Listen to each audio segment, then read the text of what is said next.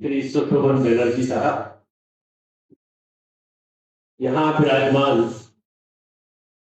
जिनसे बहुत थोड़ी सी मुलाकात में मैं बहुत प्रभावित हुआ हूँ, श्री अभिषेक जी तिवारी साहब, एसपी साहब, लोकायुक्त एसपी श्री त्रिपाठी जी, और यहाँ बहुत सारे पुलिस ऑफिसर्स, एकेडमी के परिवार के सदस्यगण, मैडम, जिनसे मैं व्यक्तिगत परिचित नहीं हूं, लेकिन मैं सबको बहुत अधिक हृदय से सम्मान देते हुए कुछ शब्द कहना चाहूंगा।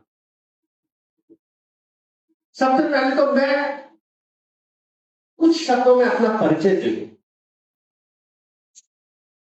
मैं अभिभाषक हूं, पिछले 47 ईयर्स से वकालत कर रहा हूं दतिया में,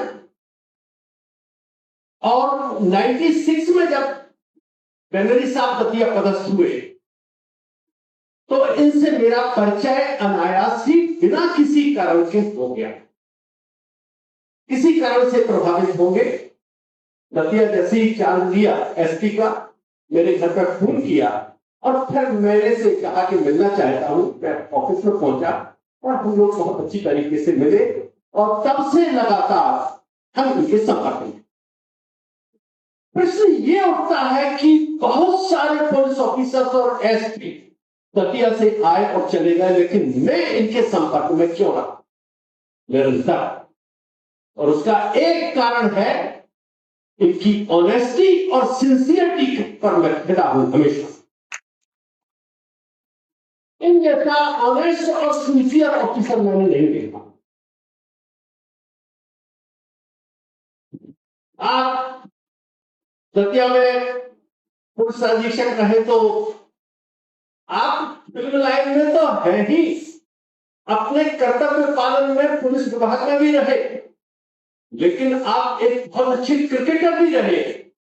दिल्ली में आप हिंदू कॉलेज के कैप्टन रहे क्रिकेट टीम के, तो दतिया में आप क्रिकेट खेलते थे खाली समय में। एक दिन मैंने पूछा, यार आप क्यों क्रिकेट खेलते हो, यहाँ के लड़कों को बुला लेते हो? उन्होंने बहुत अच्छी टीम दिखी। उन्होंने कहा कि ये इन युवाओं में एनर्जी है, इस एनर्जी को हमें एग्जिट करना है, और यदि इस एनर्जी को हम गेम्स के माध्यम से एग्जिट नहीं कराएंगे तो ये रास्ता भटक सकते हैं, क्योंकि अभी इनको नौकरी नहीं मिली। तो इस थीम पर आपने गेम्स को बहुत ज्यादा रहा प्रोत्साहन दिया। मैं वकालत के प्रोफेशन में होने के साथ साथ मैं थोड़ा सा निवेदन करूंगा कि मैं मुद्दे आध्यात्मिक चिंतक जरा ज्यादा हूं।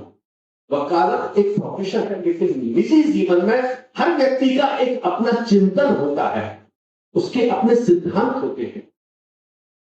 और मेरी 2 पुस्तकें प्रकाशित हो चुकी हैं, क्योंकि मुझे बचपन से एक उत्कंठा थी कि मौत के समय कैसा रहेगा, मृत्यु कैसे होती है,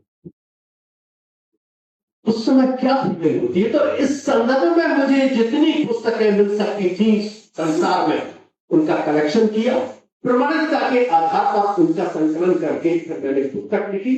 नाम है मृत्यु कैसे होती है फिर क्या हो।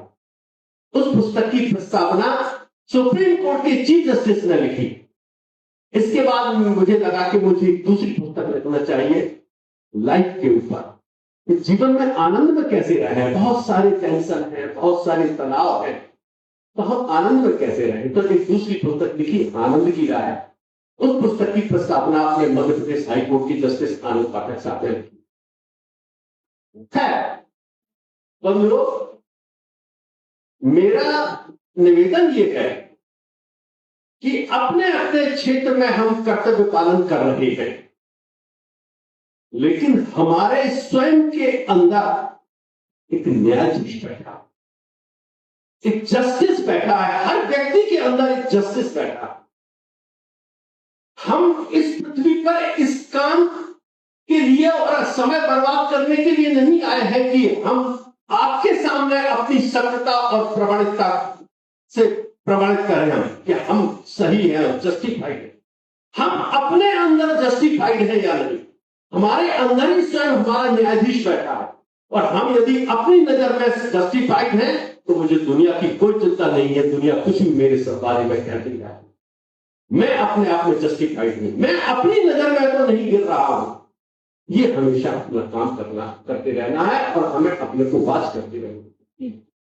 बनर्जी साहब के अंदर मैंने यही बात देखी है, हमेशा अपने आप में जस्टिफाइड रहे, अपने आप में न्यायपूर्ण रहे, पीड़ित को कैसे हम सहायता दे पाए, ये पुण्य आपने जीवन भर कमाया। ठीक है, जीवन में अप एंड डाउन हर आदमी के व्यक्ति में चलते हैं, हर आदमी की जिंदगी में आते हैं।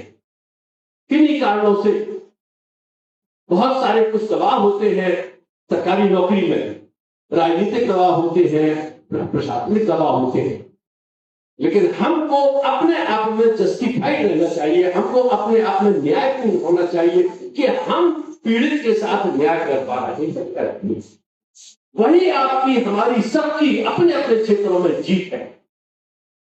मेरा आप सभी लोगों से यही संदेश है कि हम अपने अपने कार्य क्षेत्र में एक निष्पक्ष होकर के कार्य करें। किसी को क्या करना है, क्या कहना है, उसकी कोई चिंता नहीं करना चाहिए। ईश्वर सबसे बड़ा जो है वो न्यायाधीश है,